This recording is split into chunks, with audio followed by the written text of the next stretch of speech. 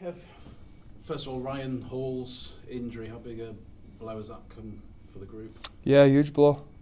Disappointed. He's a big part of the team and the club, and has been for such a long time. So I think we all wanted to send him off in the right way and let him have the final say and let him bow out like he should with us before he heads off to Australia. But you know, some things aren't meant to be, are they? And yeah, it's disappointing. Obviously, Ollie's pretty gutted, and we're all disappointed for Ollie. And then you think about the team. So yeah, it's a blow, but it provides an opportunity for somebody now to come and show us exactly what they can do, and allow somebody to stake a claim with Ryan going for next year. Would that somebody be Luke Briscoe? Possibly. Possibly, yeah. We've got a few options there. He's gone well for us when he's played there this season, coming back from Featherstone. But I thought Ashton Golden played pretty well when he filled in there a weekend as well. So we've got some decisions to make. All good though. I think both of them will play a part on Sunday, but let's see how we get through tomorrow. What about Joel Moon's decision as well? Had you known about that for a while? Yeah, I'd known the first day I came in. He was one of the first people I had a conversation with to find out exactly what were going on and what were happening, and he'd made a decision a while before that that he was going to head home, and you know, I support him on that. Yeah, he certainly has my best wishes and the club's best wishes. I love playing alongside him, and he's great in and around the environment and around the group. And he's another one who'd be a huge loss, but hopefully he gets to end it in the right way for him and for us, and we get to send him off in the right way as well, just like we will Ryan, but sadly Ryan won't be on the field. So yeah, it's a shame about Joel. You know, I've had a few goals at perhaps asking him if he fancy change his mind, but he's you know, he's got a young family, and I think it's important we respect his decision and support him with it. Sunday, then, how big a challenge do you face down there? Yeah, just really looking forward to it. I think you know, I keep reading everywhere how good form London are in, which will provide a huge challenge for us. It'll make sure there's no complacency from us. And I have to say they wouldn't have been anywhere. You know, we realise that, you know, we're in it and we've got to survive like everybody else. But our mindset's been pretty good, and you know, I think we will expect the best of London, and they probably need to expect the best of us as well. But looking forward to going down there. What about Danny Ward? Back in the day, was there any inkling at all that he might have gone into coaching? Look, he's always been a smart fella. You know, I played academy with him and then went on and played in the first team with him, obviously. And it doesn't surprise me at all. It doesn't. You know, he's grown up in a rugby league family, as we know, and it probably seemed the natural progression. I know he was in and around London, and I know he'd done a bit with our academy side and done some bits with our scholarship teams over the years. It's great for him. I think it's a real positive move for him, and he's doing a really good job as well. So, you know, I spoke to him probably about a month ago. I was new in this role, and you know, we had a good catch up, and you know, wish him all the best. There's a good sort of 6, 7, 8 players currently that played down there in 2016. Is that a bonus as well, that they're not? It's not so much of a, you know, they know what to expect basically in terms of, you know, the setup, the pitch, the changing rooms, things like that. Yeah, I think it's important. I think the surface is excellent. I actually played there myself in my rugby union days, so the pitch is excellent. We're looking forward to it. I think it's a challenge for us, obviously, but those pitches play a little bit quicker than what a grass field would, and that probably suits us in many ways. So we're excited by the challenge. We're excited by the fact that we can go in and throw everything at them, knowing full well, you know, there's a spare weekend the following weekend called the Challenge Cup final, and we have to use that the best way for this squad and for our individuals, and we will do. So, you know, we'll be asking them to not leave anything out there on Sunday. Have you been on your 4G pitch more than normal this week? I wouldn't say more than normal. You know, we spent a fair bit of time on it over the last few weeks. I think with the weather we've had, the pitches have been pretty hard anyway, and we're just trying to be smart with players' knees and hips and ankles and Achilles and bits and pieces that you tend to get this time of year when grounds are a bit firmer. So the lads actually enjoyed training on it, so you don't get full of mud either, so it's good. It's been good. Team-wise, I've seen the 19. Is this the week for Stevie Ward to come back? I hope so. We all hope so. We tried to be really smart with him. We tried to support everything that he needed, and I think he's in a really, really good place. He's itching to play. He was last week, but sadly, bout of tonsillitis ruled him out last week. But it's probably, in the long run, that extra week's probably done him the world of good. It means we get a bit more training in him, and he looks fit and ready. So get through tomorrow, and we'll see Sunday. And is his leadership one of the things that could be useful right now as well? Yep, his leadership, his game, his directness, his physicality that he brings. But we just look at a better team with him being fit and available and sat around that dressing room when he's got his kit on. So it makes everybody feel that little bit better that Stevie's in the side, and I'm certainly happier that he's available, and not just available, he's close to 100%, you know, as close as you probably could be this time of year. He looks in real good nick, and I think mentally as well he's in the best headspace I've seen him for a long time, so we hope to see the best of him Sunday. Just finally, has Cal Ablett kept hold of that 6 shirt? You'll have to wait and see, won't you? I thought he did a really good job for us on last Saturday, wasn't it? So I thought he did a really good job. I thought Richie Marler was outstanding and managed the game really well. But I think for Richie to be able to do his job, you need somebody else who complements him.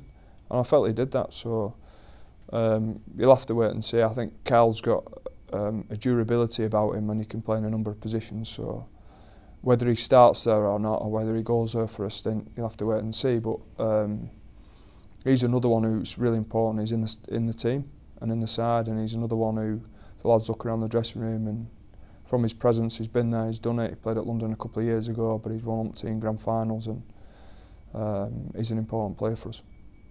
Good luck. Thank you. How frustrating is it to have 2 players that you brought into the club to bolster the squad unavailable this week through suspension? Yeah, it's disappointing. You know, thankfully we get one of them back next week. I think that's probably the nature of the beast. We've asked them to come in and be pretty direct and aggressive for us, and sadly on the back of that, you know, they've both been cited and caught bans on the back of it, but they've brought a real freshness to us, and they've added in training, and they've already both had a huge impact, although you know, Jordan's only played once, Dom's only played a couple of times, but the impact they've had in and around training has been really important, and not everybody will see that. But I've mentioned a few times in these sessions now that the internal competition is really important for us, and they've bolstered that. They've really given us a shot in the arm with that, and both really good talkers, both been in some decent environments as well, and you know, it's a shame for both of them that, and a shame for us as well that they both miss out this weekend. But you know, hopefully we get them back very soon. Of those players sidelined by injury, how are they coming along? Ashan Lee, Mitch Garbutt? If you don't already know, Mitch is gone for the year, sadly. He had a knee operation a couple of weeks ago, and it's a fair bit of work that's gone on in there. He'll be right for pre-season, but yeah, he'd been playing with it for a while, and surgeon went in and did the damage and fixed it all up, and then you know,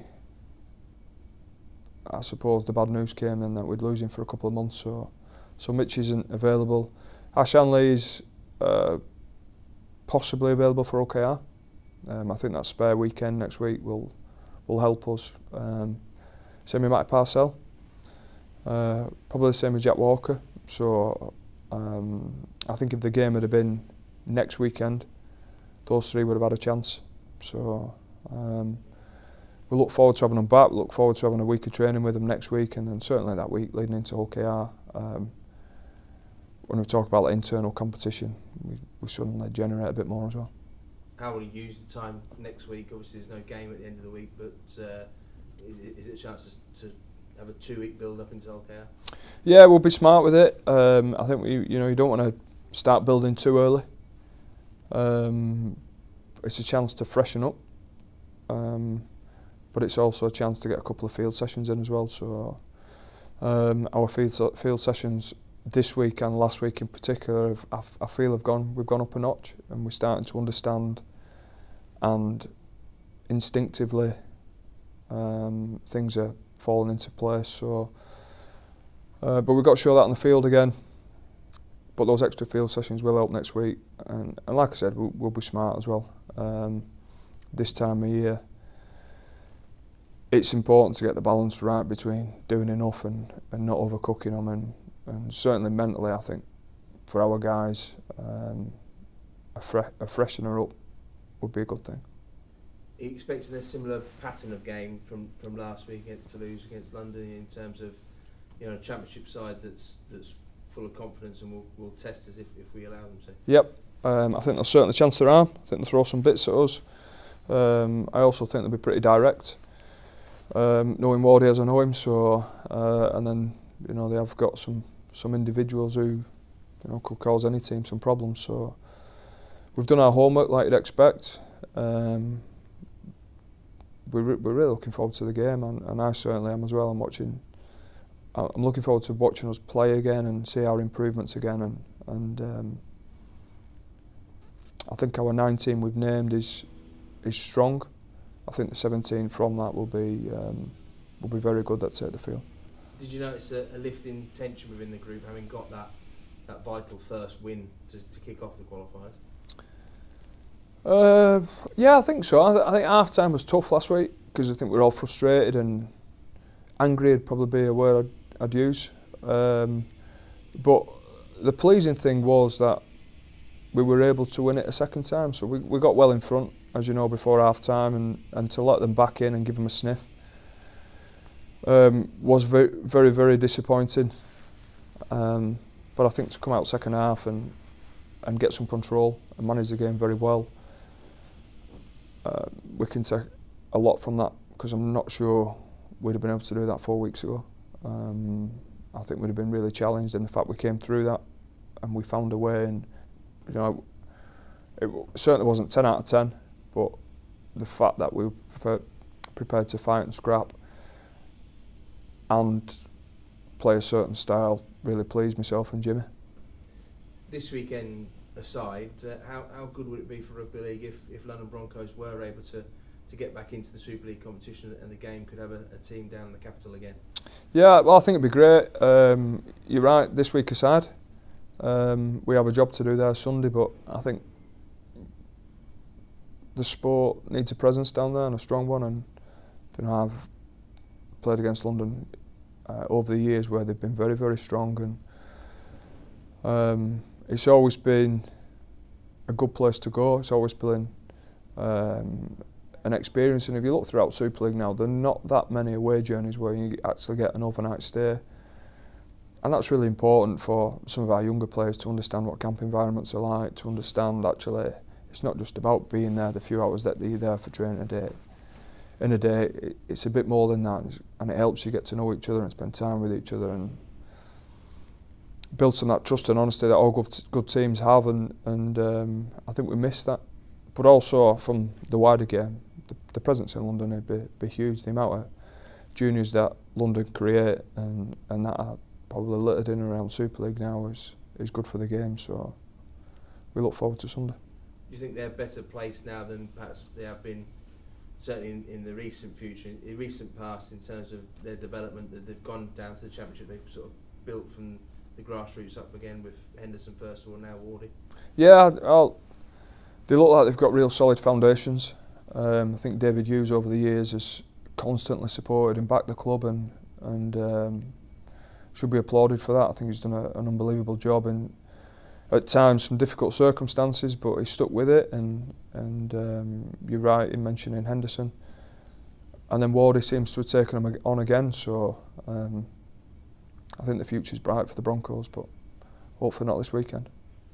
And talking about the future, earlier this week, Callum McLellan was announced as a new sign. Obviously, with the news of Joel Moon going as well, you can see where you compliment your halfbacks there. How excited are you to see him in a Rhino shirt? Yeah, I can't wait. It's important for us. You know, we need to have some succession planning, but also I use that word lightly because Callum's ready to step up. He's ready to play first team, and as are a number of our under-19s.